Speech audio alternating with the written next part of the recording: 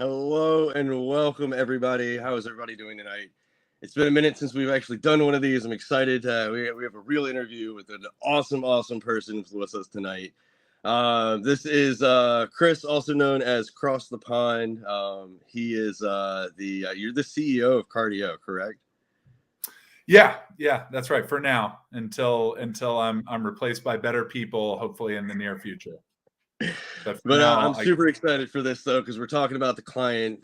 This is Let's Talk MetaZoo. So let's get right down to it. I have my first question, and I've been wanting to ask this for a minute. So first question of this interview, my man, what is your favorite cryptid, and why is it Squonk? Yeah, good question. It's not Squonk. It's actually Lake Worth Monster. Lake Worth Monster is also how I got into MetaZoo. So there's a nice correlation there. But I used to live in Lake Worth, Texas. And so I was very familiar with that lake and the fact that there was an island in the middle of the lake that had a bunch of goats living on it. And every year they have a festival where people camp out and get drunk to celebrate the goat man of Lake Worth. And yeah, when I saw the Lake Worth Monster card for the first time, that's what connected me into MetaZoo, and it certainly has stayed my favorite cryptid. Everybody that knows me knows Lake Worth's my guy. You actually had a bounty out for the Tops Lake Worth, didn't you? Did you ever get it? I did. No. No one pulled it yet. Okay. I think one person pulled it, and we never got connected. Oh, no. Somebody told me about it, and they were in Dallas, and they were trying to sell it. They wanted to sell it for more than the bounty. But I think we could have made a deal happen. I don't know. If you're out there, give me a call. Let's figure it out. This man needs that. What is it? Right. The wonderful one, Lake Worth. All right. Yeah. So tell me a little bit about Chibi Chris. You said you're from Lake Worth. Is that where you pretty much grew up? Not from Lake Worth. No, I used to live in Lake Worth, but I'm actually originally from Louisiana, but grew up and spent most of my young life in Houston, Texas, before going to New Mexico for college, and then bopped around Central America for a bit. And I've been kind of all over the last 10 years. Nice. Well, were you always into TCGs when you were younger? Yeah, I definitely collected Pokemon with everybody else during the late 90s and early 2000s. And then I started to move away from Pokemon. And then the first TCG that I actually played was Yu-Gi-Oh! Never played competitively or anything like that. Just played with next door neighbors and played a little bit at school. And I also dabbled in Magic at like the lunch hour in middle school and kind of 4th and 5th grade in elementary school, but never got really, really deep into trading card games until the pandemic. The pandemic, I fell face first with a 10-pound lead weight into the rabbit hole of the TCG industry. Mm-hmm. And yeah, now I work in it full time, which if you had asked me 2 or 3 years ago, I would have scoffed. No chance. But now I love it, and it's a total blast. It's so crazy actually talking to so many people that got back into TCGs or made TCGs their livelihood like post pandemic. Like it's so funny. Like there's even I know a couple of people who started getting into TCGs and actually started becoming streamers and stuff like that.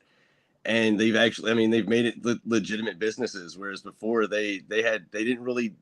It was like they watched one Facebook Live video or something and actually got them hooked on Pokemon or something. Right. So that's, I don't know. What did you do? What did you do before you actually went with like Caster Society and everything full time? Man, that's a long loaded question. But I guess from a professional perspective, I worked in cybersecurity. So I led product teams that built cybersecurity software to help protect endpoints, computers, mobile phones, and network devices, things like servers and connection points within typically financial services and healthcare companies. So before I started Cardio with my co-founding team, I was most recently the senior vice president of strategy for a company called Exidium. They did endpoint security. I never thought I'd leave cybersecurity. I loved it. I loved the idea that there was always somebody trying to do worse stuff and that you needed to keep improving in order to keep beating them. And every time you'd make an improvement, they would. I loved that step ladder. I'm a sports guy, come from an athletics background. And so I love that type of dynamic within an industry. It was really cool. But trading card games are so much more fun. I've been to security conferences and I've been to trading card and collectibles conferences, and I picked the latter 10 days out of 10. So I'm really happy to be out of that industry, and gaming is just a blast. How did you find MetaZoo? Like, what was it that got you? And like when you said you got back into TCGs, Yeah, it was Ken over at Geek Toy Hut. If you're familiar with Geek Toy Hut, and Ken, one of the MetaZoo partner stores. I was on Whatnot spending an abhorrent amount of money on Pokemon cards during the pandemic, and I was on one of Ken's streams, and he threw me a MetaZoo pack and was like, "Oh, you're gonna dig this." And admittedly, when I first saw the pack art, I think it was a Babe the Blue Ox. I thought, no, I don't like this at all. And then first pack opened, and I got a reverse hollow Lake Worth monster, and I was instantly hooked. I mean, instantly hooked. Wow. Because I thought at that time I hadn't started to correlate some of, I think, Mike's design choices on like the red border. It looks really good in a PSA slab. The art style is very reminiscent of 90s Pokemon, and it's got that look and feel. What I got excited about was the regional nostalgia associated with cryptids, and how everybody, or most people at least, have some relation to a cryptid or to some urban legend that they would instantly connect to. And that first pack that I had, that hit me like a ton of bricks. And I thought, from an investing side at the time, this could be really interesting if it's managed well and if the IP blossoms. So I started buying a ton of MetaZoo stuff, and that continued for a few months until I met a lot of the guys that I started Caster Society with. That I gotta tell you, the whole idea of your first pack opening and you get the Lake Worth, like that's insane to me. If I hadn't gotten a Lake Worth monster, I probably wouldn't have been that excited about it. I think if I had gotten a Mothman, I would have been, because I love the Mothman art from Cryptid Nation. It's probably still my favorite art in the game, but I likely wouldn't have. And not to use the word loosely, but it's literally magical. Like that. Yeah. That one. That's, I don't know. I like that story. It's a good story. I reflect on that. I reflect on that a lot. A lot of things had to happen. There had to be a lot of alignment. I heard about Whatnot from a friend at a bar. If I hadn't gone to that bar, never would have downloaded it. Never would have. The butterfly effect of me being in this industry and working on the Cryptid Clash game with the wonderful team that works alongside me is pretty crazy when you consider it. That's awesome. So when exactly did you start cardio? Yeah, great question. So we originally, meaning my co-founders, Bats, Dominic Pace, Daniel Wills, Sean Sanchez, aka Sean Dimension. We originally started a group called Caster Society, and that was a few months into the maturity of MetaZoo post their launch of Cryptid Nation First Edition. So Nightfall had just come out. Collectability was at an all-time high. It was raging. And being an economics guy, and I'd like to think at least halfway decent businessman, I very quickly determined that everything in this game was going to have to focus on playability at some point. And no one was really focused there. Everybody was making content about collectability, content about art, content about lore, which your lore content is absolutely fantastic. And I think it's a pillar of the MetaZoo community. So keep doing what you do. It's really wonderful. Thank you. But no one was really doing gameplay very well. And so Dominic Pace is a really fantastic engineer. He's now our chief technology officer at Cardio. He built the first Caster Society card database and then deck builder by himself. And then intern Steve, who's now full-time employee Steve, was a developer that helped him do that. And Steve also was the one who wrote the first lines of code for the Caster Society Life Point Counter app, if you're familiar with that. Oh, dude, yeah, I love that thing. I use it. Yeah, right on. Thank you. So that was Steve. But originally the team just wanted to build a retail presence around MetaZoo that was focused on gameplay. And so we started Caster Society to do that and enjoyed every second of it. But then we came to find out really quickly, as the pandemic subsided and more people were spending more time in person and socializing with each other, that retail game stores really need help with bringing players into their store to play games, and publishers and game creators that help those retailers typically do very well with the retailers placing wholesale orders for their products. And so we wanted to build a platform that would connect publishers and retailers more than just organized play. We wanted it to truly be tabletop retail enablement. And so we started Cardio to build that platform. And naturally, being technologists, and absolute diehard MetaZoo fans. When Mike and his team started looking for opportunities to work on the online version of their game, we dug our heels in very deep and said we need to be a part of this project. And thankfully, Mike and I were able to come to a partnership deal that makes a lot of sense for both companies.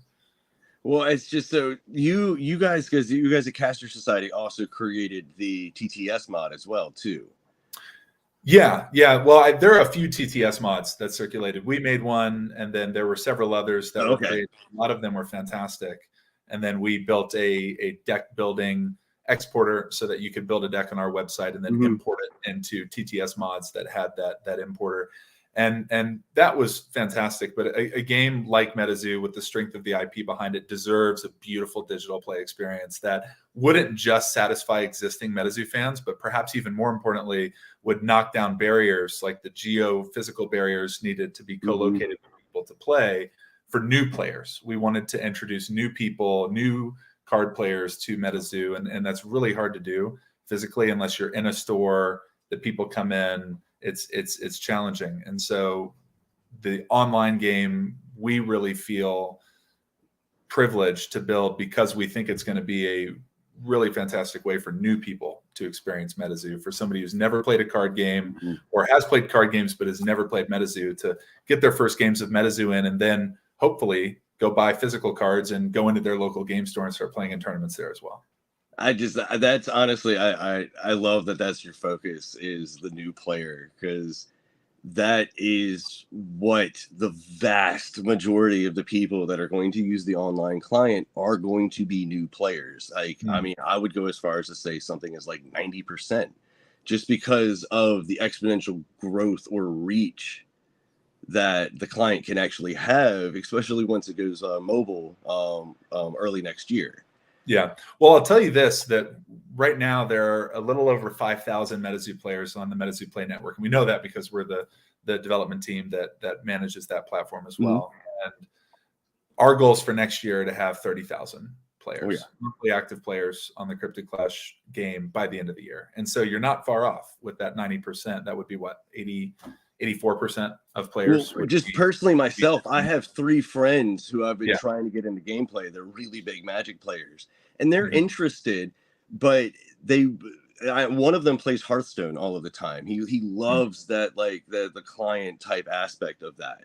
I started telling him, started showing him some of the footage and stuff from the interview that we did at Dark Tower, and he was like, "Okay, cool. I would definitely try that." And so that's like I can't stress enough. I've been saying it for like weeks now. Like, it is literally game changing. I get super excited anytime I talk about it. And the psychology of gaming, especially, and I don't say toilet gaming because it's a trashy game. It's just that little 5-minute thing that you could do when you're taking your mornings. But that drive of needing to see cool animations and visual effects and sound effects, that's not even in the game yet. But once that's there, we feel really strongly it's going to be able to capture an audience that likes card gaming, just wants to have something new and fun. Marvel Snap really opened my eyes to the potential digital card battlers. So have you? Yeah, I played it a little bit. I haven't gone really in depth with it now. If you look at Marvel Snap compared to Hearthstone, Magic the Gathering Arena, the Pokemon TCG Online client, the Yu-Gi-Oh! Master Duel client, Marvel Snap skyrocketed past all of them in terms of very usage. Quickly too. Absolutely. And it's because of that focus on fast gameplay, really quick matches, easy to learn, easy to pick up. And so a lot of what we're going to be doing next year is making sure that we maintain the full MetaZoo gaming experience, but we also want to introduce a gaming experience that's faster, that more people could play quicker, so that they will do several of those games and think, you know what, I want to, do a full 1,000 life point MetaZoo game. And that's not to say that we would reduce the life points, and that would just be the nature of the quick game. But the point being that having a gaming experience that could be in 5 minutes to get a game done, or less than 10 minutes, we think is also really important. Well, yeah, I mean, especially since you could set certain parameters to where like no terras are active. Everyone has, or this, like you had at the demo, where like you have these specific beasties for this deck, things like that. I could totally see how you could set those parameters easily, but still have it to where if somebody wanted to play a full-on Terra fourth wall effect type match, they'd be able to actually kind of swap over and do something like that as well. Yeah, the coolest thing about working on the online game is also largely related to one of the coolest things about MetaZoo, and that's the sheer flexibility of what you could do. In the world of MetaZoo as an IP, there's so much flexibility, and in the possibilities for the online game, there's so much flexibility. One of the things that gets me the most excited about how the fourth wall effects within MetaZoo apply to the digital game is location services, and being able to say, I'm playing this match from my phone in Hawaii while I'm on vacation with my family, and so I'm going to run lava bears because I'm 10 miles away from a volcano. Being able to have that real interaction using location services and time of day, I'm so excited for. So And wait. Time out. So it actually is going to be, because I guess this just clicked for me. It's going to be able to tell your location, so you could actually use specific fourth wall effects, or proc certain things. at New York Comic Con, no, it won't be at that time. However, one of our key roadmap areas for next year for the mobile application is location services. So think about when you create or don't create, when you download a mobile app and then you get the little notification, just turn on location Yes, services. allow it to actually track my Oh my god. Think about a format of play that's location services on only. You can only play that format if you've enabled location services, and now your bonuses are based upon the time of day that you're playing and the location around you, the weather, the actual coordinates. That's right. You'd be able to filter that data as well too, based off of. I mean, the beauty of GIS data is we can get things like weather, location, time, conditions, temperature, and so you apply that to the litany of MetaZoo fourth wall opportunities, and you get a really interactive gaming experience. I mean, really, really interactive. And I'm not even going to get into geocaching and what kind of cool stuff. No, that's, oh my god, that's brilliant though. I hadn't even thought about that. Because that just opens up the possibilities to like, and that's ridiculous. Oh my god, because you could have one where these are actually active because of where this person is located, but have somebody on the complete opposite side of the world, and they have a completely different set of arena fourth wall effects. Totally different experience. Yeah, we're really, really excited about the potential that brings, not just to current MetaZoo fans, but as a attractor to net new fans of MetaZoo. We think that's going to be really cool. Depending on, like, because I know that there's really big plans for tournaments and towers and everything on the client.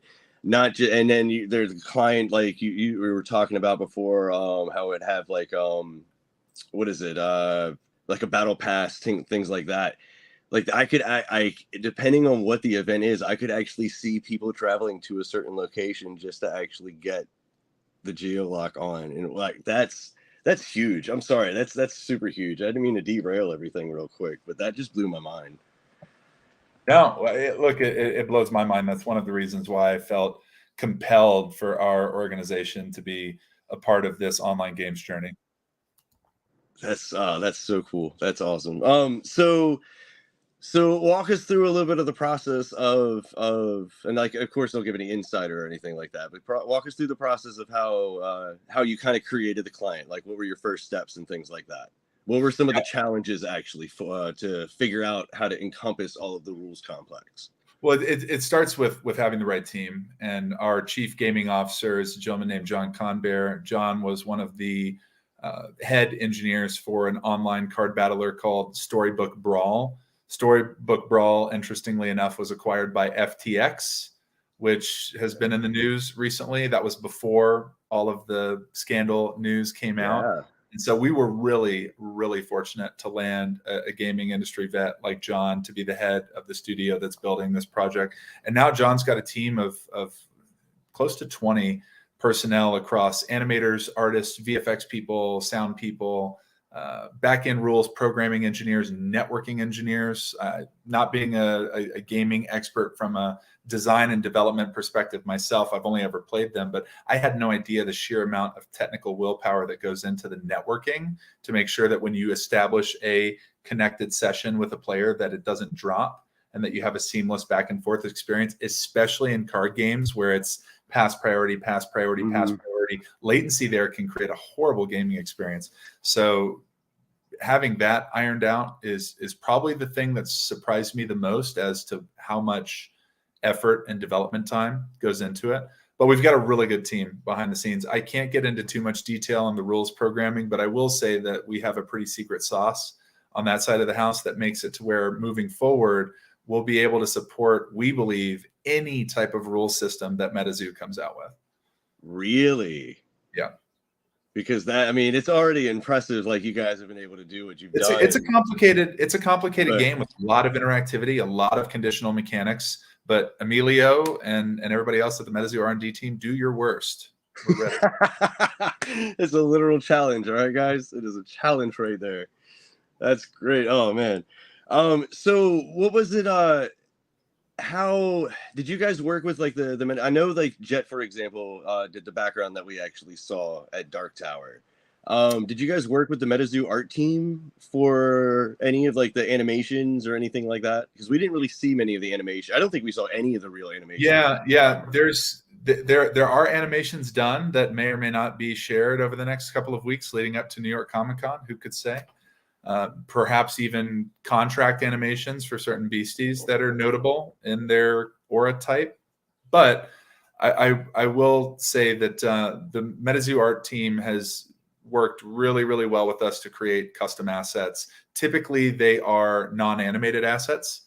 However, that doesn't preclude us from using a static asset and then providing it to animators to create animated experiences from it. And so there's certainly the potential for us to do that. That's pretty awesome. Yeah. So I'm trying. I'm still locked on the geolocation thing. I'm sorry. There's a lot of cool stuff. We could talk about that more. There's so much cool stuff that you can do with that. And one of the things that I get really excited about is the treasure hunt or the cryptid geocache that Mike and Andy have been teasing for a while, where, hey, perhaps at some point in time, there'll be 50 of a promo card in a geocache location. And if you go to that geocache location, you can pick up the card, or maybe you just go there and then, like the New York Rat King, it gets shipped to your house. One of the really cool things about digital games is instant fulfillment. And so there's certainly nothing keeping us from having somebody go to Goat Island in Lake Worth, Texas, and getting an alternative art of Lake Worth Monster for their collection that they can then use in game. So that kind of stuff that's really easy to do digitally, that's much harder to do physically, I get really excited about in the game. So what you're saying is go to Lake Worth because you get alternate art. Like, noted, writing it down real quick. All right, cool. And certainly can't provide any timelines. One thing I will add on that note is we are very, very sensitive to communicating expectations. We think the MetaZoo community demands a lot, and we think that they're right in demanding a lot. And we want to be very, very clear about what we deliver, when we deliver it. And that's something that we hope you'll see over the next few months as there's more iteration on the game. We want to be really intentional about sharing roadmap and exactly what we're working on. So over the next few weeks, we will be getting into a more detailed roadmap that Andy and I share with the MetaZoo community, so you guys can see exactly what's coming and when. No, it's well, because you guys are actually at the moment right now, you're actually testing the beta version, correct? And what we saw at Dark Tower was the alpha version. So I think that's an important distinction. We are, even at the Dark Tower, there was still additional work being done. So the version that you saw at Dark Tower wasn't necessarily the most up-to-date version. However, that's not to say that there was a huge discrepancy between that alpha version and the beta. What people are going to be seeing at New York Comic-Con is what I would call the beta. Okay. And that's likely right after Comic-Con, we're going to be opening that up. However, the primary difference is going to be a lot of those bugs are squashed, and we see more animations, attack targeting, card stacking, quality of life improvements that make it more visible. And we're going to have a very large team at New York Comic-Con doing demos, really large. We think we'll have about 16 different demo stations. There may or may not be something cool for going to demo. That's pretty awesome. Hey, we got stickers last time at Dark Tower. We got stickers last time. It'll probably be better than stickers. There may be something a little bit cooler than stickers this time. Oh man, see, that's. I remember you guys even telling me when I was doing the interview that you even had turned off a lot of the stuff at Dark Tower just for seamless and just to actually make it a little bit like quicker matches and things like that? Are you going to kind of let the matches go a little bit longer at New York Comic Con? We're not sure yet. We're trying to straddle. There's a fine line between having a really fun gaming experience and keeping it short enough to where we can have more of those really fun gaming experiences. What I would hate to have happen is you have people that want to do a demo of Cryptid Clash but can't find a registration time. So we're trying to figure out exactly how many demos we think we can realistically do over the course of the 4-day Comic-Con. 4 day, 4 days. Whew, coming up close. Likely we're going to stay around that 200 life point threshold, may increase that a little bit, but we also may introduce some additional mechanics like that priority passing so that users can have a more full gaming experience in the beta. Okay. I did like the different variety of decks as well too. I'm glad that we will have additional decks too. Ooh, we'll have the ones that you used in the Dark Tower playtest, but I believe we'll have a flame deck as well as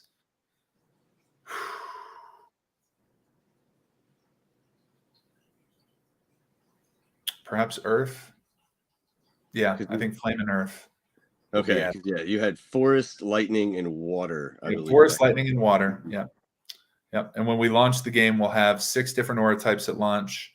We won't have light, dark, cosmic, or spirit. We'll be launching spirit in late October for Halloween. And then light and dark will come out in December. That'll also be when we have our first Clash Pass or Battle Pass, where people can start to get accelerated earnings and additional packs. And then we'll be launching Cosmic in January. Oh, are you really doing light and dark in December? Yeah. Oh, yeah. Oh my God. Okay. So that's kind of brilliant, actually, because what is it? It's the 21st, I think. The solstice. Yeah, the 21st it's the December 21st. That's great. And then on the 20th, it moves over on one on the top. That's brilliant. I love that. Yeah, we're really excited about the December launch. The next 2 months of improvements to Cryptid Clash is going to be really drastic compared to what you saw at the alpha. I get really excited knowing what it is and knowing that you guys are going to see it soon, because it's going to blow your mind, the amount of progress. You were telling me about that, and you're like, I can't tell you anything, but the differences you're going to see between now and the con are going to be ridiculous. And huge. I can't. Well, that kind of goes to I won't want to forget it again. You were talking about the graphics and the sounds and stuff, and I thought it was really kind of interesting that during the last MetaZoo hour, Mike was asked, "What's your favorite thing about the client?" and his response was the sounds. And because like we didn't get to hear there was no sounds whatsoever at Dark Tower, and so that just got me really interested, because I was like, wait a minute, does that mean that we're finally going to know what the beasties sound like, or are they going to be in like one blanket noise for casting an earth beastie, or like I'm very interested. I don't like blanket noises, and I know you can't probably talk about any of that, but I'm so excited that there could be individual voices or sounds or something for the individual beasts. At launch, we'll have hundreds of sound effects. Hundreds. Yeah, hundreds of sound effects, background music, and over the course of time, we'll be adding on additional sound effects and adding on additional background music. And the thing, Mike is excited about the sound effects. I'm excited about the animations. I am really, especially the contract animations. Well, the cool thing too is that, and I don't know if people have realized this, is that the client can help tell the MetaZoo story as well too. Like they can take, like I know there's the option right now between the book and the manga, which what would lead to a show, but they can take specific moments or specific battles or something like that, and you guys can make storyline. It's almost based off of it. Like we could create situational puzzles where you have a starting hand and Indrid Cold has a starting hand, and it's almost like you might have to beat something that it's crazy. Who could say that might be kind of cool. Yeah, but I love the lore implications that you guys actually can have. And I mean, like, even down to the Cryptid Clash main picture. And I don't think I actually have it. I probably would have to find it on my phone. But the main Cryptid Clash picture actually had Rose. Here, where is it? It had Rose, it had Adam, it had Sam, and it also had Ben. Or Ben Bunyan, as you would propose. That I 100%. That's actually I swear I've been saying that for months. I think that is Paul Bunyan's grandson or Right on. grandson, one of the two. All right, here it is. So yeah, this is just the actual overlay of it, and you have and Jet absolutely nailed this piece. This is one of the coolest loading screens that I've seen for a video game, and I've played a ton of Smite. I'm not sure if you're familiar with that MOBA, but they do a pretty darn good job with loading screens, and Jet absolutely nailed this past anything I've seen on their game. All right, actually, here we go. Get my thumbnail stuff out of the way real quick so you can see it in all its glory. It's funny because as soon as I found out, there we go. As soon as I found it out, it was Jet. I went directly over to her and it was like, "You killed it with that. It's amazing." But yeah, you have Sam, you have Adam, you have Rose, and then you have Ben. You have a bunch of, you could have their potential beasties. We don't know.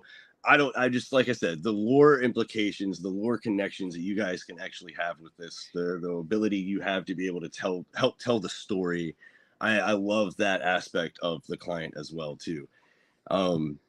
Even down, like you guys were talking about, special customizable profile pictures or card sleeves, things like that, like certain ones you can get from events or only for completing this certain quest. Like I love all of that.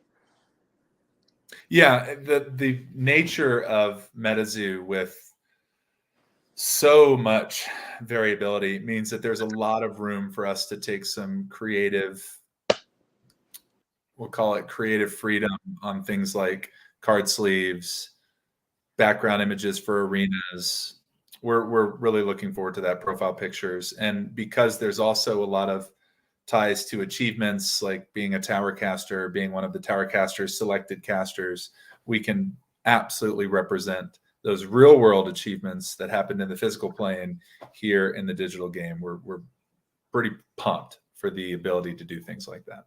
I hit casual round and it randomly picks somebody and it pops up and they have a special profile picture or banner or something because they're a tower caster. I'm like, oh, yeah, great. Why would tower caster's profile picture not have flames around it? I'm just saying, like, I'd be like, well, that was going to be a fun game right there.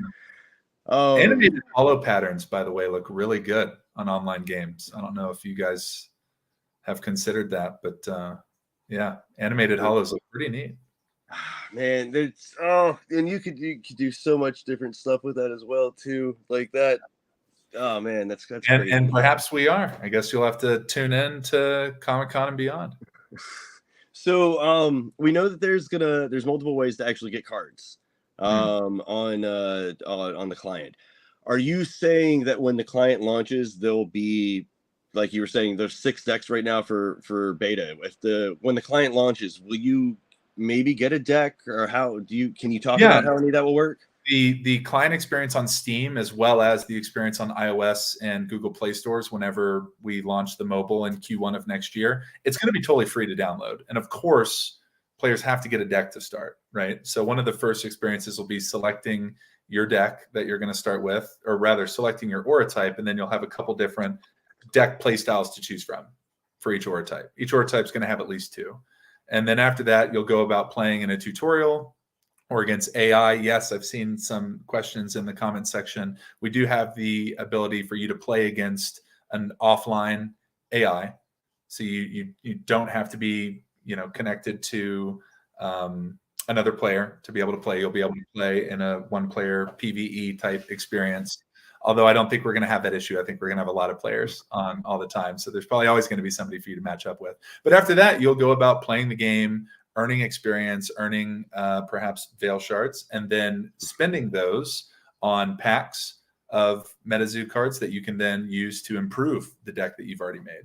And that's going to be largely one of the ways that people can go about getting new cards for decks. But we'll also have ways for people to accelerate that or to get additional alternate arts or higher chase rarity cards, things like Prismor, for example, which may or may not be releasing as part of that December drop. Who could say? But I digress. There will also be the ability for people to sign up for battle passes, as well as to convert real world currency, which we don't need, into Veil Shards, which we need a lot more. And then you'll be able to get packs that way too.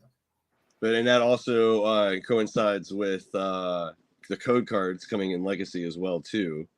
So yep. How will that process actually work? Well, what I'll say is Legacy won't be the first code cards. Oh, okay. Yeah, won't be the first code cards. They'll be there, but they're not the first. Okay, all right. That's news. I like that. So, when do you envision this being able to be downloaded? I know that the demo for new players isn't going to be till Q1. When do you envision experienced players? After Comic-Con. Really? After Comic-Con, yep. Get out! Oh, I'm gonna have to bring my Steam stuff up now. After Comic-Con, yeah. By the way, Bats is in the comments. Maybe Bats can leave a note. I'm not sure if we've already tested it with Steam Deck or not, but perhaps Bats can fill us in there. It's a yes. So Steam Deck is also compatible, which is really cool. And I saw somebody talk about virtual reality. We're not designing for virtual reality to start, but if this project takes off in the way that I think it can, I certainly want people to be playing MetaZoo in VR. Absolutely. Wow, wow, that's all right. So we're talking like middle to late October, being able to potentially play the actual client. Yep, mid to late October is the beta. Okay. And then we feel very strongly that the first productization of the platform, meaning people would actually feel inclined to start buying packs and interacting more commercially, will be December. Really? That's pretty cool. It'll be firing in December. Yeah. So that means then they'll have like a solid month and a half of hardcore beta testing. Does that mean, okay, so does that mean that the beta is going to be open? There's going to be a phase of closed beta, and then there will be a phase of open beta. And then there will be a GA, as we've discussed, late Q1 or April of next year. And that's going to be, as we talked about at Dark Tower, this is a brand new card player who's never played a card game, and their first interaction is Cryptid Clash. And even though MetaZoo is a complex game with a lot of rule interactivity, they have a kick-ass experience and they're able to learn very easily. Well, that's just brilliant in my opinion, because you do the closed beta to knock out whatever bugs you might need to, and then you do the open beta, but then you actually open it up to the regular, like you said, person wanting to learn for the first time. That gives a solid 2, 3, 4 months of really hardcore testing, because as soon as you open up that beta, half the community is going to download that game. I would say more than half the community. You'll probably end up with about 75% who use it on a daily basis, but that's going to be huge.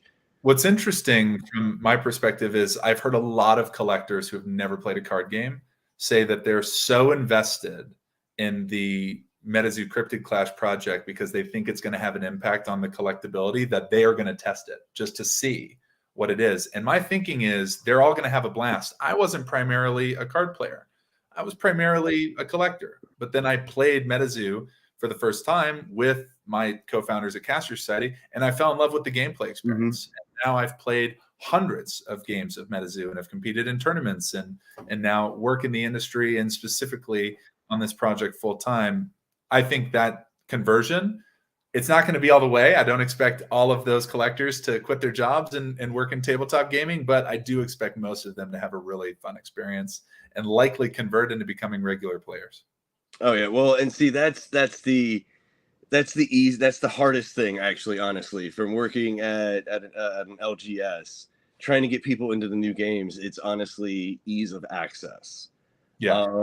Like Pokemon, for example, their biggest thing is Battle Academy. The Battle Academy is the easiest thing to give somebody to get them into it.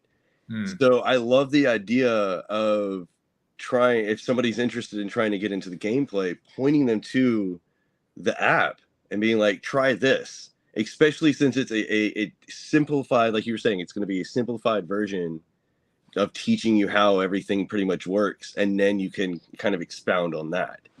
Like, I love that idea. Yeah, I maintain that this is going to be more lead generation to create new MetaZoo fans than it is going to be a gaming experience for existing MetaZoo fans. And make no mistake, existing MetaZoo fans are going to love this experience. We are going to do some really exciting stuff next year, especially around organized and tournament play. I can't wait actually for the for a tower to actually be played on it. And it will. Well, Mike, during MetaZoo Hour, Mike was really going on. He was talking about the client. He was like, it would be kind of fun to run towers on the client for a year to really like bring it in. But I love the idea because of them potentially, like, they could have all 10 towers up and running potentially within 2 years if they split them between in-person and online client. So 1 month you have an in-person event, next month it's the online client, and they just go like that. They could put all the towers in within 2 years. There's a lot of opportunity when having both that digital play experience and the physical play experience. And make no mistake, Andy, Elliot, or Fajir, Emilio, Logan, Shaw, Mike, they get it. They really get it. Like, I see that 2-year plan ahead, and I'm just sitting going back like, that's again, I keep using the word game changing. Like, the ability to be able to play a game of MetaZoo on your phone at any time is going to change everything. Yep, sure will. The exposure itself. I mean, like, I don't know if people realize that. Being able to actually download all right. So this actually might be a decent comparison. What would you say the traffic to your Discord or website or what have you for Caster Society was before you guys made the Caster Society app? Yeah, really good question. The Caster Society app was the inflection point. The website, the deck builder, and then the actual life point tracker. Mm-hmm. We had a 1-to-1 ratio of downloads to MPN users almost within 2 months. And our Discord went from maybe 300-400 people to 2,000 to 2,200 over that period with not a ton of marketing and ease of really access. Emphasis. Yeah. Ease of access and branding. And that's exactly what I see with this online client. Is it bringing in so many more people into, learning how to play, getting into the gameplay. It's going to be revolutionary for players as a whole because of the resources and everything that it actually has. But just introducing people to the franchise. The same thing that's going on right now with Hello Kitty and Sanrio. I mean, it's amazing they're collaborating. But at the end of the day, it's honestly the number of eyes that see MetaZoo at that point because of the other interaction, and that's all I see with this online client. Well, I'll submit this for your consideration. Don't read into this at all because this is entirely my speculation as a fan. But a company that's willing to, in their largest event ever, Caster Cup 2022, have different rounds be different Terra bonus areas for the top cut is probably also a company that's willing to do tournaments where round 1 is Cryptid Clash, round 2 is in person, round 3 is Cryptid Clash. So that type of hybrid digital physical competition, but in one event. Pretty interesting and something that we are ready to support and that the MPN is ready to support. I love the idea, honestly, if the client is able to handle something like the preliminaries of Caster's Cup. I was talking about this in the video I made about talking about how Caster's Cup had been postponed, which I think was great. I think it was the best decision, honestly. But I love the idea of being able to use the client to include people that can't make it to wherever the physical location is. Maybe to a certain point to where, like, if they hit 32, they have to be there.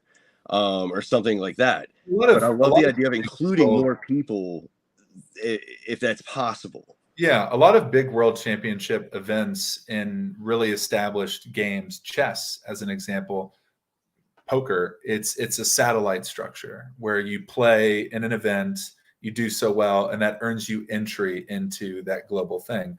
And so I would love to see a world where Caster Cup becomes this really amazing 128 person field or 256 person field that came from tens of thousands of Cryptid Clash players, and then they have to go in person in a really awesome location to do this highly covered event with awesome Twitch coverage from Emilio and Logan.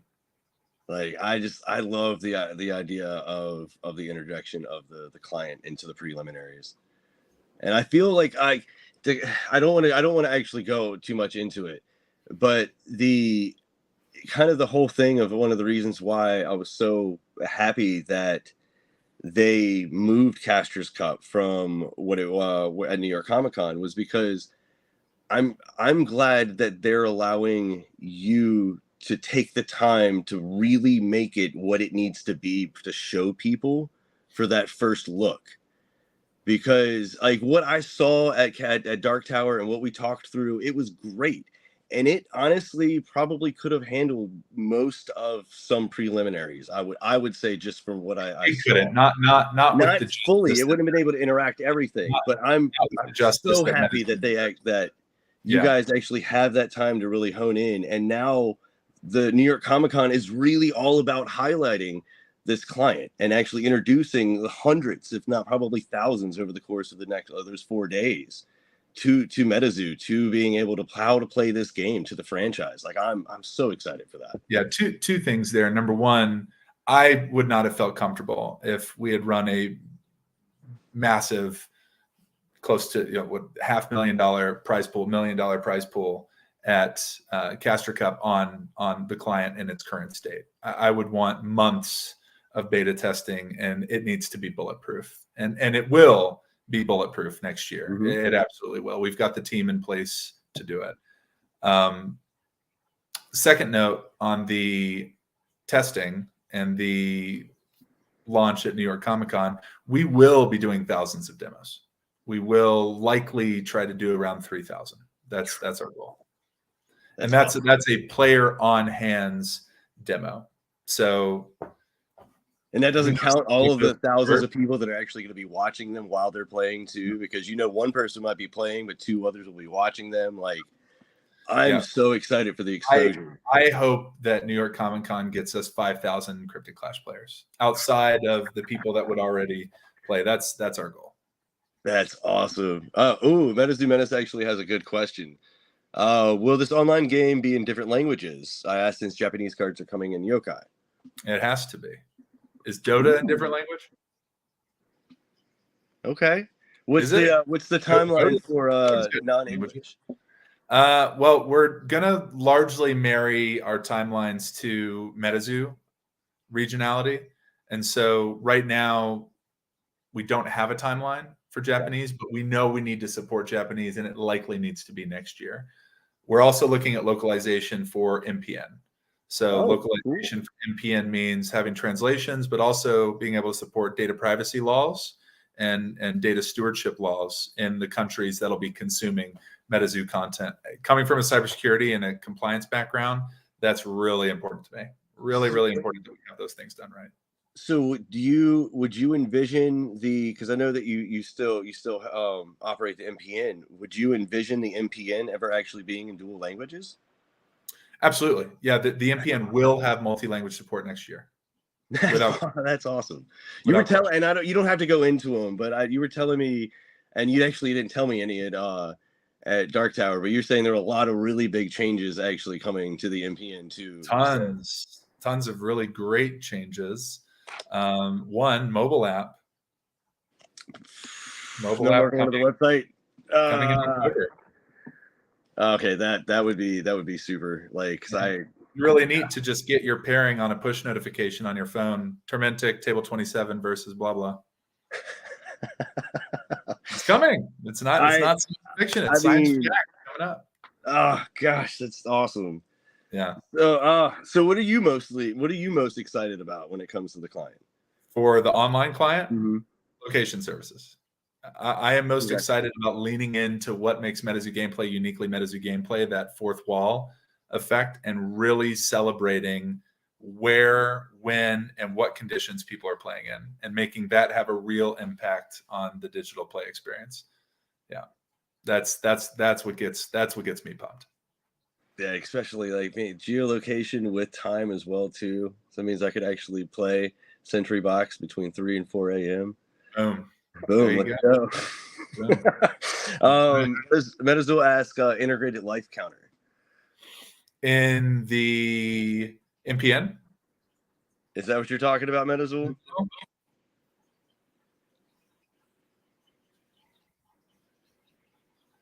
Justice says, I just realized the spellbook metrics like Beastie Aura spell counts and Aura curve. Love that addition. Will those metrics also be in the Cryptid Clash? Yes, they will. They're going to look different. There's two different teams building those things, but they will likely be very, very similar. And MetaZoo, to your question on MPN, no comment. No comment. But typically, when I say no comment, it means something else. Damage noises for the mobile life counter app, please. Yeah, we'll import the blaster sounds from the 70s Star Wars recordings. Oh my god! Oh, that'd be great. That'd be great. So does anybody have any questions or anything? Just because I see that we got a couple coming in. I'm sorry if I haven't been paying attention to comments or whatnot. But yeah, I would say Wayward Caster asked about possibly coming to Nintendo Switch. We are looking at console ports. Console porting, it's really important to Andy. Andy's a big console gamer from his professional background, and it's really important to me as well. I never played MOBAs, even though it's my favorite game style in terms of like a genre of game. As a result, I never played League of Legends. I only played Smite, and it's because it was available on Xbox. That's the only reason. So it's really important to me that we have that type of support when the community and the fandom for Cryptid Clash is ready for it. And that's one of the biggest challenges that we face. There are so many wonderful things that we can do, and there's only so much that we can work on at any time. So prioritizing what we work on and when to make sure that it keeps moving the game forward to get bigger and bigger and have a larger and larger audience. That's arguably our biggest challenge. So Nintendo Switch, I would love for it to be there. It's not currently a roadmapped item, but it's something that, given enough traction, we see the reasoning and would certainly support it. Now, you were talked about it a little bit in the interview, but can you go over exactly, because I know this has come up a couple times about like card interactions, about like placement and things like that. Yeah, we saw a few questions in the comment section, so I'm happy to clear that up from your last video. We will be enforcing card placements, and that's because to have a beautiful mobile experience on a little 6-7 inch phone, you have to be able to auto scale the cards and auto place the cards so that they have good orientation, central alignment, and they also spread out effectively. I understand that that's one of the things that makes MetaZoo really fun. One of my favorite memories from MetaZoo in terms of playing is watching a gentleman named Noah Hess, who's a young man. His Discord name is Peaceful. He used to be on the Caster Society sponsored team, and he was playing in an event in Orlando, and it was Top Cut, I believe, and he contracted Oklahoma Octopus, elected to take all of the tentacle tokens and then placed them everywhere. I mean, was putting them all over the other caster's side of the arena. It was absolutely hysterical. And that's a really cool element of MetaZoo. Unfortunately, it's not an element that translates well into a mobile first experience. However, we still think we can honor cards like Beast of Busco that have a impact or an emphasis on where you place the card. We'll just need to tweak them a bit. And so we'll be working very closely with the MetaZoo R&D team so that the tweaks still align and kind of show true for the Beasties motif or the cards motif.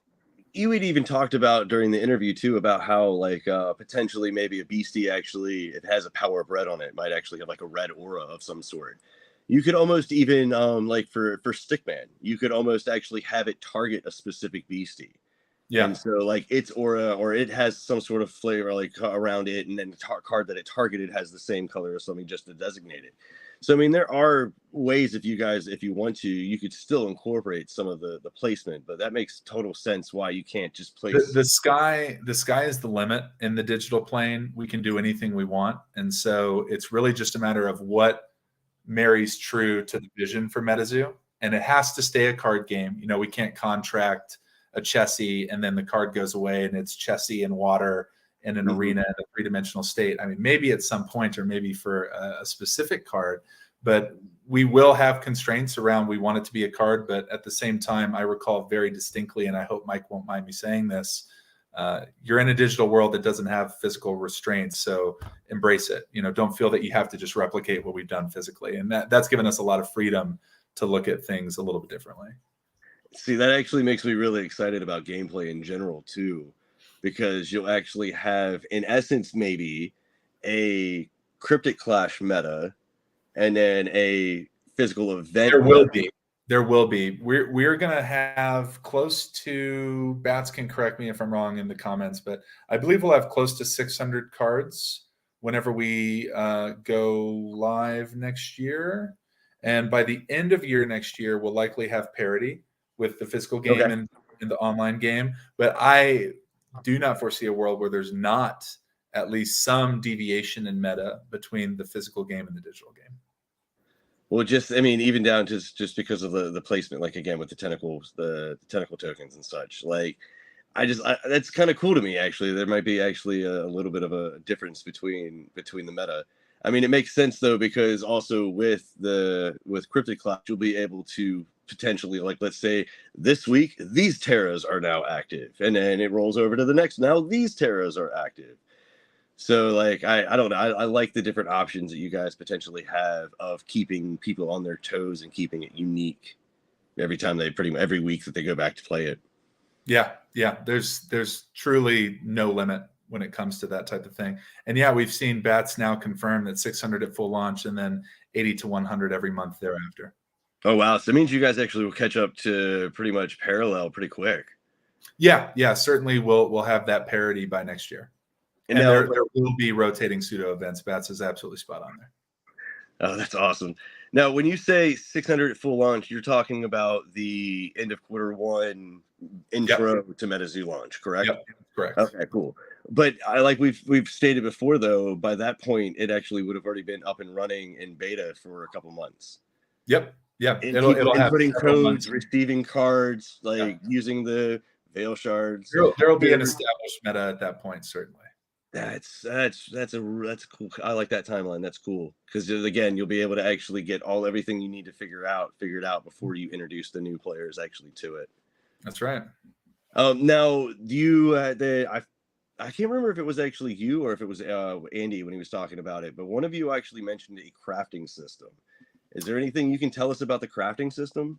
Yeah, as a lot of the folks watching this video know, you have limits to how many cards you can put in a spell book for specific types of cards, right? You can only have 4 Quetzalcoatlus. So once you have that maximum number of copies of a card, opening a pack and getting another copy, not terribly exciting, unless, of course, that copy turns into scrap, which you could then use to create other cards that perhaps you don't have, or you only have 1 copy of. And so we do have a scrapping system that we are really excited about. It's going to enable us to influence the meta in unique ways by offering cards on the scrap market that might be interesting counters to the meta that's currently evolved, but maybe previously haven't been widely available in the card population to counter that meta. So there's a lot of cool stuff we can do with that scrap. That's actually a brilliant way too of introducing the staple cards that I know is on everybody's mind, like New Year's New Beginnings or Chaos Crystal, things like that, like staple cards that go in a lot of decks. So that's even if you don't end up giving us one of those in one of the starter decks or something like that, I like the idea of being able to at least save up enough to craft one of them. Yeah, it'd be cool to craft a increased rarity of a card you already have. Ooh, okay. Oh, see, okay. I could also see you at some point too after something, everybody has their max 4 or something, then they have some veil shards. They can spend some of those maybe to actually get like a new animation for like a prism or a dropping down or something. Like, well, and you'll appreciate this, Mr. Loreman, but I believe, and Bats, again, correct me if I'm wrong, that the idea from Scrap came from Dingbell. And this idea of just collecting all of this electronic garbage, that I think is where that came from. And it was like a pretty clear and obvious, yes, we have to do that. That's pretty. Oh, that's so great too. Especially Dingbell's market with a giant wrench just moving while you're selecting your choice for the day. Yeah. That's why that makes perfect sense too, because Dingbell can actually get electronics to work even if they're broken. I love that. I love that. I love that. That's great. Yeah. I do love veil shards too. I don't know if you've actually stuck on that. I keep doing it in quotes because like you did it at Dark Tower, but I love the idea of those being veil shards. Until John or Mike and Andy tell me otherwise, that's what we're going with. You heard it here first. I have many bosses, but until one of them tells me it's not okay, let's go with veil shards. I like it. I believe so. Yes, it was in the comic. Yes, it was in the comic. Dingbell, actually, that's the whole reason. Lucy doesn't even have an engine. Yeah, Lucy only runs because of Dingbell. Yeah. Does anybody have any questions though? For my man Chris, anything about the client, about the timeline? Do you have? I'm trying to think. I'm still locked on that geolocation thing, man. Like I can't get over that. I love that idea. I love the idea too, though, because that means that you could potentially take, like, let's say an entire tournament, and now they're geo-locked to a specific area. Like, I like that. It'd be cool to have tournaments that you can only participate in if you're in a specific type of environment. Happy Kitty says, will blue ink and red ink be available on the online client, pullable from packs? Right now, we have a mentality that if you can pull it in person, you can pull it in the game online. Shoo! Okay, well, that goes directly to what Justice asked. Will we be able to trade in-game with friends? Yeah, Justice, that's a really good question. And when we talk about the card economy of trading, scrapping, having a marketplace where you could quote unquote buy and sell cards, we really want to see the community steer us in a direction. And that's part of the reason why an extended beta process is so important. It's to give us that opportunity to derive feedback, not just from the MetaZoo community that exists today, but as we discussed earlier, from the 84% of MetaZoo fans that we hope to bring in next year that aren't here yet. And so making sure that we get that card economy right is really important. And that's absolutely something we're considering. So when you say card economy, are you talking about something like maybe a World of Warcraft auction house type setting? Just strictly, when I say card economy, I mean how you can obtain and or get rid of cards. Okay, I wasn't trying to start controversy. No, it's a good distinction. It's a good distinction. Yeah, the supply and demand of cards and how different measures of getting cards, like opening a pack or redeeming a code card or trading or buying on a marketplace like World of Warcraft, how that impacts it. And I could see how that would almost be counterproductive. Games live and die based on their ability to get that economy right. Not the commercials of how the game makes money, but specifically how users and players interact with things in game. If you get that wrong, it can be pretty catastrophic. So we're not going to rush any decisions in that area. We've got really strong expertise from our Chief Gaming Officer, John, on guiding us through that potential pitfall, but we're keeping all options on the table. I could see how that could be abused, though, too, in essence, and in-game items, if it was able to be traded, could be sold for real world currency, like they used to do back in the day for EverQuest and stuff like that. So I see why you guys would have kind of just feel around, see exactly what the right fit would actually be for the community and the client. It makes perfect sense. I love the idea, though, of being able to actually craft the staple cards, though, like going back to that. Like, I know that's been one of the biggest questions I've actually seen is like, how do I get my chaos crystals? How do I get my bookmarks? How do I get like the specific, like the Aurifacts, things like that? Yeah, so our goal is not to gate functionality and playable functionality behind crazy rarity or in-app purchases. However, we do want to also maintain the excitement that somebody would feel pulling something really sick. in the online game from a digital pack. And so our design mechanism there is largely around cosmetics and having stuff that's going to absolutely bling out while you're playing. Well, that's actually, I just had an interesting thought too. If the MPN, and I'm just assuming this because you haven't confirmed or denied this, but if the MPN is kind of included into the online client, then that means that you'd be able to submit MPN built decks potentially into maybe tournaments on the client to where you can use an actual deck, but you don't specifically need all of the cards maybe on the client in essence. I see opportunity for us to do some really cool formats that don't require ownership of the card in the online client. I'm not sure if we would connect it to, say, an MPN built deck, for example, but I could certainly see a format where you build anything, all cards are available in that format. Format like a draft style format, like Cube, if you've ever done a Cube draft in Magic, where you get access to Black Lotus and other crazy rarity stuff that normal peasants like myself could never play with in person. So I like that idea though, because that's exactly what they did in essence for Casters Cup last year. For I think it was the top 32 when they actually went to the pseudo environments, because they were like, okay, you're playing here, this, and this are active. Build a deck. And so that makes me fully confident in the idea of being able to hold the qualifiers for Casters Cup and for other bigger tournaments and other stuff like that. Because that was my biggest fear, was that you wouldn't be able to use those cards unless you had pulled them.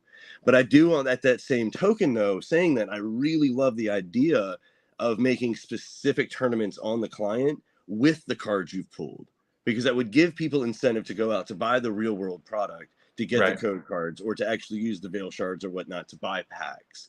And you could have specific pricing and specific things like that on the online client where they specifically have to use those cards. And that actually, in my opinion, could create a lot of innovative ways for people to win innovative decks, because it'd be like, if you're limited to X number of cards, the cards that you actually have, you have to be creative if you want to try to play. Yeah, you're spot on with that. And I do want to reiterate, because I think it's really important. A lot of people have concern about, is it going to cost me $1,000 to have a meta relevant deck on the online game? We are hyper conscientious, and I can't share the math, but we've done the analysis on how many packs would need to be open to get every card if we do this rarity, that rarity. We have done the math to where we feel this is a very approachable meta participant game where anybody could come in with not a lot of money or without a ton of crazy grinding days, and they'd be able to create a meta relevant deck that they can feel comfortable with. But we will have the opportunity for people to have the most dope and limited shit that they blinged out. So it's going to be threading that needle between those two concepts of let people show off, but don't restrict people financially. That's in our DNA when it comes to this thing, because we're card players, right? All of us are MetaZoo fans. Everybody at Cardio is a MetaZoo fanatic that grew up in the last 2 years playing MetaZoo, right? And so we've heard everyone's concerns, everyone's consideration about things like, rarity chasing for red ink and blue ink and Prism Aura and these staples that have to be available. So rest assured, we are absolutely going to accommodate that and make cards accessible. Now, would you actually keep it to where there's only like per se 100 red inks and such? I can neither confirm nor deny such allegation at such an early stage. Okay.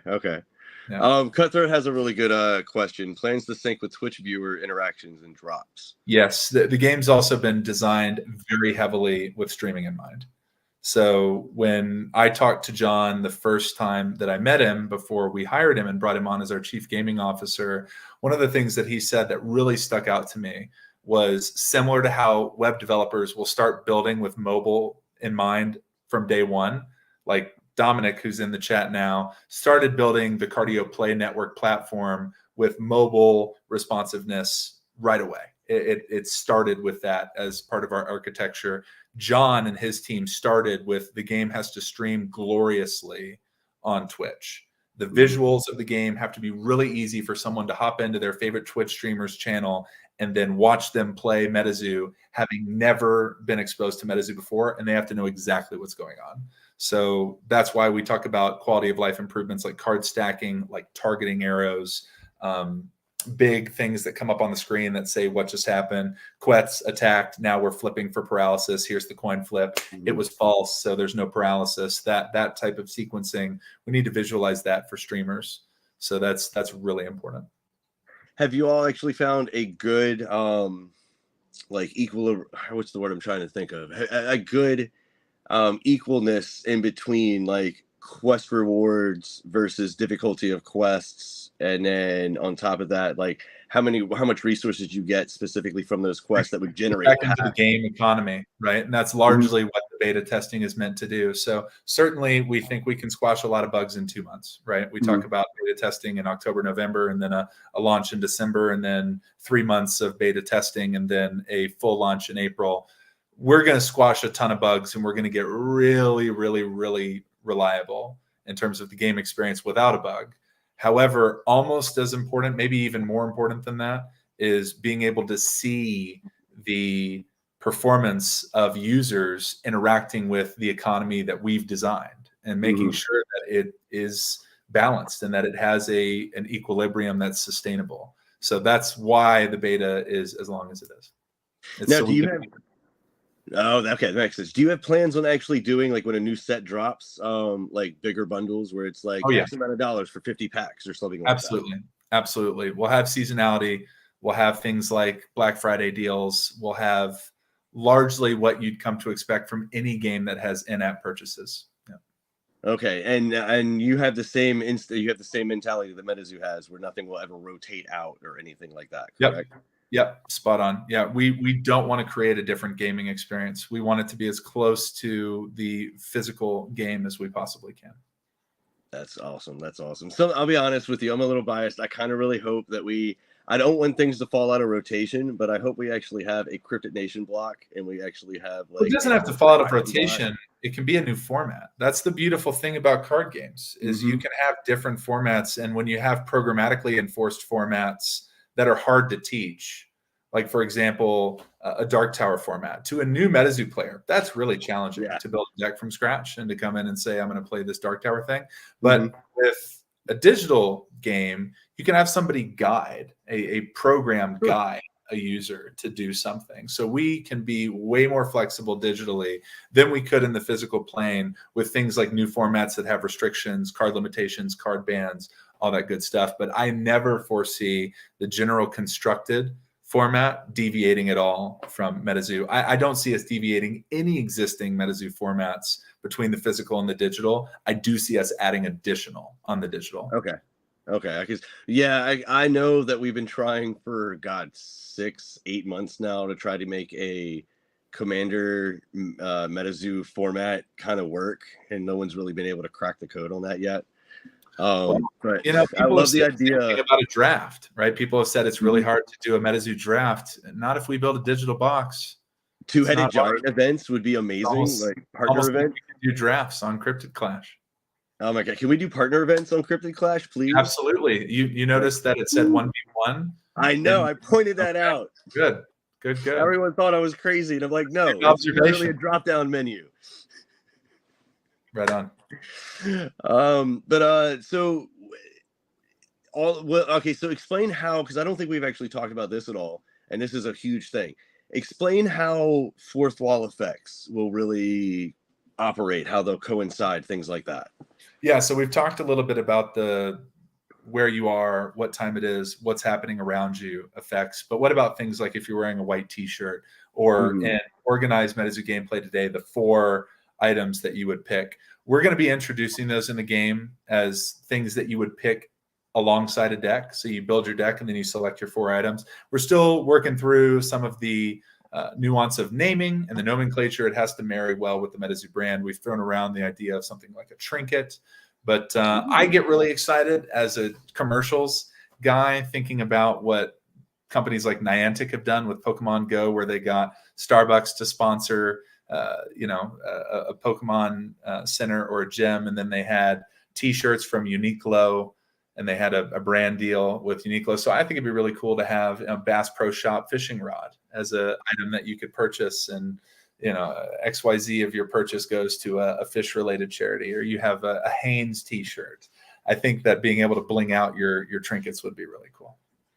That's pretty awesome. And so all of that would be auto basically in the game. Like they wouldn't have to do anything if something is active because of a fourth wall item. It just, because I noticed that when we were doing the actual demo, that was when the beastie actually lost a fender, the life points reverted back to what they were. Everything has to be automated, right? There can be no room for interpretation of a rule or interpretation of a calculation for a player. If I think back to every event that Caster Society ever ran, and I think about all of the times a player raised their hand to talk to a judge, it was a rule interpretation or a calculation. One of those two things. You take those out of the mix, you don't need judges, right? You've got the judge, jury, and executioner that is the rule engine. So no, we've automated absolutely every calculation. That's wow. That's that. So talk about that programming, if you can at all. What was it kind of like having to program so many different interactions to each other? I am not that guy. You would have to talk to John. Bats would be a good person to talk to. But what I'll say is, Bats. What were some problems that you guys as a team ran into when you were trying to create that? Gumbaroo is a son of a gun. So Gumbaroo was like the source of all bugs. You would activate Gumbaroo's bounce. It would bounce the beastie into hand fatigued, and it would show up fatigued in the hand, as opposed to, regular, you play it back out and then it was, activated, as opposed to entering the arena fatigued. So that was a really, really interesting one. Another one that I think was a real, Gumby broke the game so many times. Bats is so strong. Another one that I am terrified of. I am terrified of from a UX perspective, but we will get it right. Is Gassy. Really? And Gassy. Well, think about what Gassy does. Like, you can play any card from your cemetery, your afterlife. Pardon me. But only if you have an aura that represents that card's aura type. And you've got to be able to represent that on a 6-inch screen. I mean, the programming is not hard. I mean, it's not easy. It's not impossible to do. But the UX of like how I would be able to easily navigate 30 cards in my cemetery if I'm playing the Gassy burn deck where you're intentionally them. I mean, it's just, there's a lot of examples like that are really fun challenges for the team. And the best thing about this team is that's how they look at it. It's not, oh my God, this card's going to be so hard to program, this sucks. It's MetaZoo is so complex and challenging that it makes for, in their eyes, a really challenging video game development experience, which is fun for our team. And that's actually, it's interesting you actually bring up Gassy, because like interactions with spellbooks and with your cemetery, limbo, afterlife, things like that, it could be set to be automatic. Like I was thinking, look at Mothman. Well, Shitty Salem's Witches, for example, like as soon as like it comes into play, I can search my spell book. If I have a Sarah Good or a Salem's Witches, boom, it automatically comes to my hand and I reveal it. Yeah. Whereas like with Gassy, you're right, you have to look through all of it. I was talking to a good friend of mine about the digital experience versus the in-person physical experience, and he likened it to a football game. So you have a fully fledged NFL game, 60 minutes a clock, but it's 4 hours with all the breaks and with the commercials and with the clock not running. And if you want to watch the highlights of the game, you're going to see every highlight in a 20-minute video.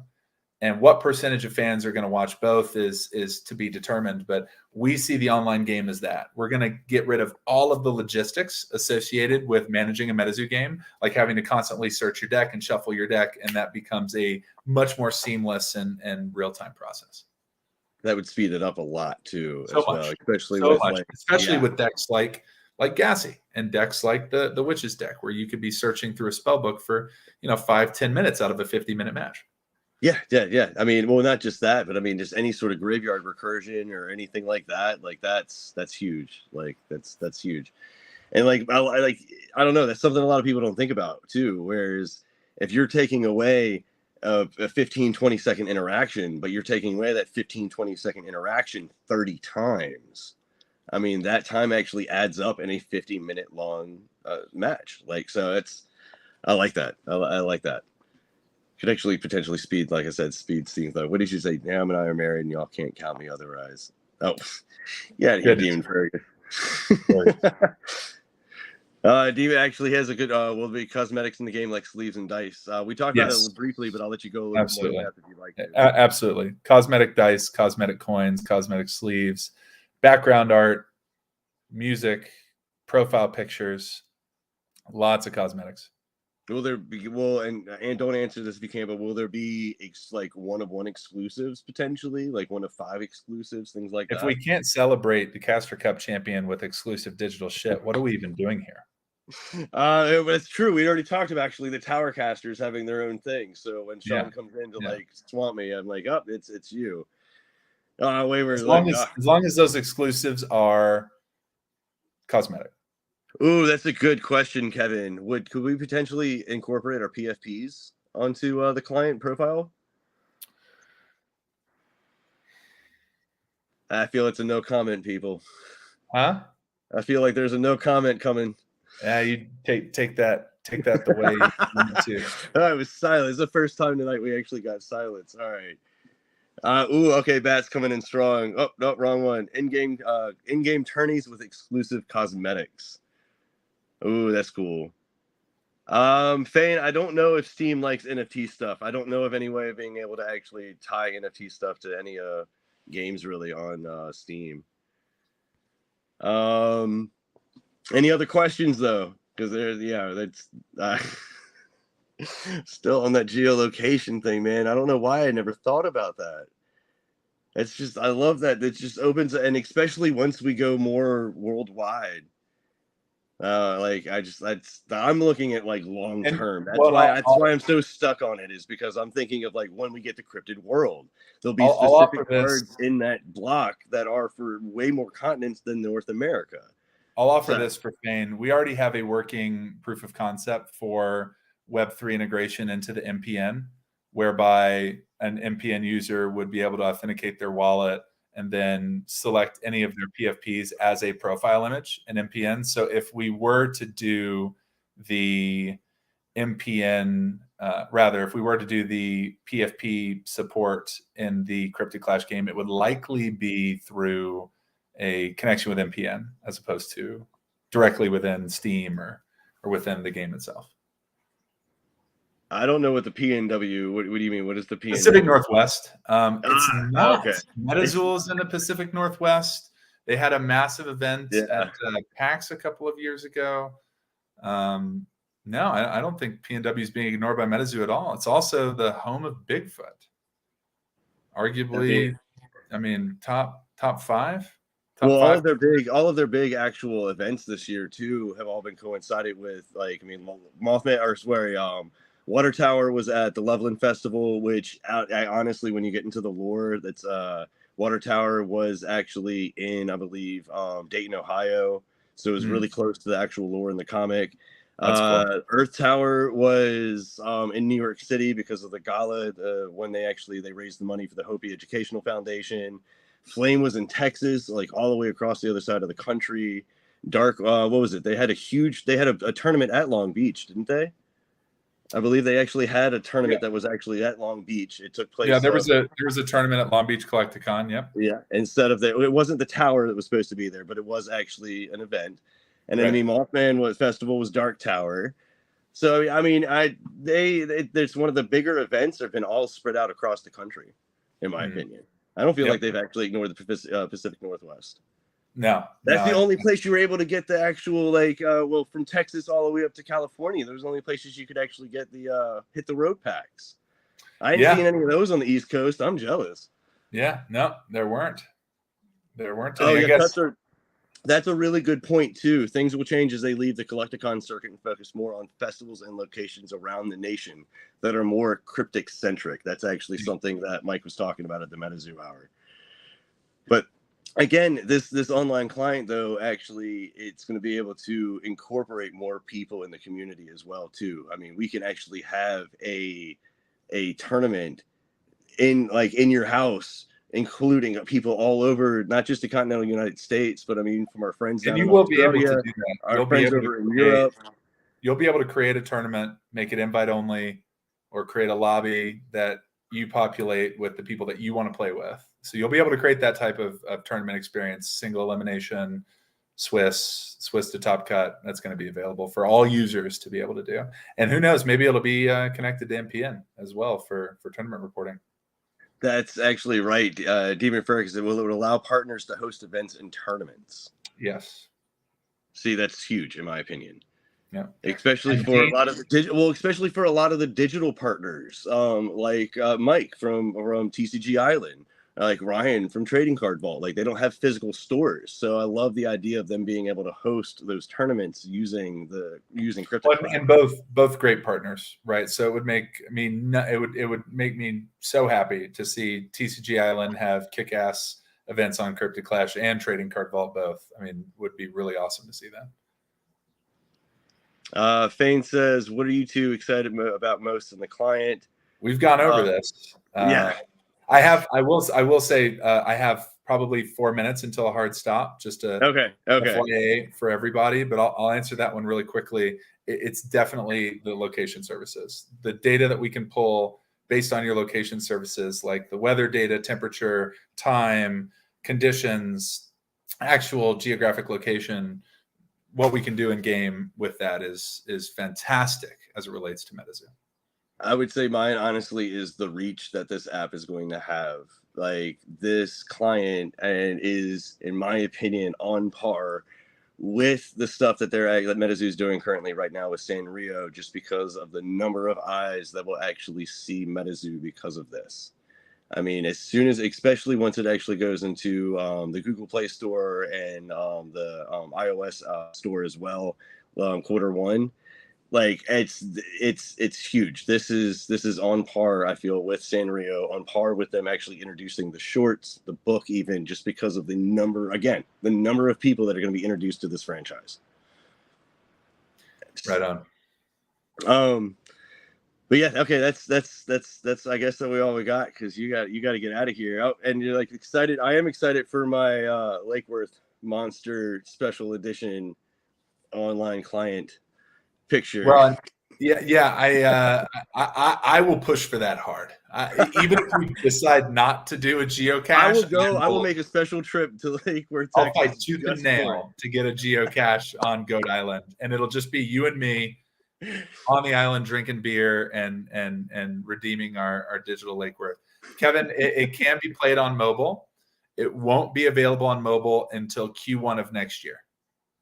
And a lot of these questions you guys are asking is stuff that we actually talked about earlier in the interview. So definitely go back and actually, once we end this, we'll actually go live on YouTube. Definitely go back and actually watch a lot of it. Chris was great with giving us a lot of insider information on exactly how it's going to work. Learned a lot actually from this. Like I had no clue that it was moving so quick. I'm so excited now for New York Comic Con. I'm excited for the thousands of people that are actually going to see the hard work that you guys have put into this. I'm glad that you, in my opinion, have qualmed a lot of fears about how to get some of the staple cards and other things like that, how it's going to work. I love that you guys are going to be introducing the cards over the course of the next couple months after the first initial block gets dropped. And like, yeah, well done. Yeah, if I have a final say on everything, I want people to be focused on having fun with their friends and this breaking down barriers. I want Dean over in Australia to be able to regularly play games against Dominic and talk shit. And then I want him to be able to easily get his friends and family involved. And we don't want people to be so heavily focused on the instant mad dash of how do I get the cards that I need to be hyper competitive in the online game. We want this to be about fun and to be about experience and to be about community, and every design decision and every investment that we're making in this game has those three things as the North Star for us. Yeah, that's awesome. Like I said, I'm so excited for this client. I'm so excited to how many people it's going to touch. Goblin, to quickly answer that, the should be out for Steam at sometime shortly after New York Comic-Con. After the Comic-Con and in New then York, and then a late general release in late Q1 or April of next year. General release meaning more people outside the MetaZoo community will be able to interact with it very well. That's awesome. Well, I can't wait to see some of the stuff that you and Andy have in store for us leading up to the Comic-Con. I can't wait to actually see some of the footage from it as well too. I'm gonna say something, and I hope Andy doesn't get mad at me. Andy is a wizard with what's coming at New York Comic-Con. Seriously. I wish I could go, man. I really do. Pretty spectacular. People may be upset that Caster Cup is not at New York Comic-Con and think I don't have a reason to go. No. You have more of a reason to go. Trust me. Go to New York Comic-Con. Just to check out I want to see the difference between what I saw at Dark Tower. Like you have no idea how excited I am. We'll set up something so you and I can do a playthrough together. Yeah. Okay, because like I said, Mike has my attention when he said his favorite thing so far is the sounds. Like, I was like, oh, I'm okay, I'm listening. But yeah, Chris, thank you for coming on here. Thank you for actually talking us through this. I know that the entire community is excited for this. They can't wait for it. You and your entire team, hats off. Like I said, everything I saw at Dark Tower, I can only imagine how well it's going to actually be here in the next coming weeks. I can't wait to see the reach that you guys have at the con as well. And so, like, just thank you for coming on and everything like that. Yeah, thank you so much for having us, and we'll have to stay in touch as the developments continue to unfold at the Cryptid Clash team. We'll see, hopefully, all of you guys at the Cryptid Clash spectacle at the New York Comic-Con or at Kuromi's Carnival. There you go. All right. Well, we're gonna do our monthly recap next week. I'll have Dean and Mike with me along as well. So that will happen next Monday at 9 p.m. Once again, Chris, thank you again for everything, man. I love everything I've heard. I'm so excited for this. But until next time, I guess, guys, have a wonderful night. Thanks. Bye.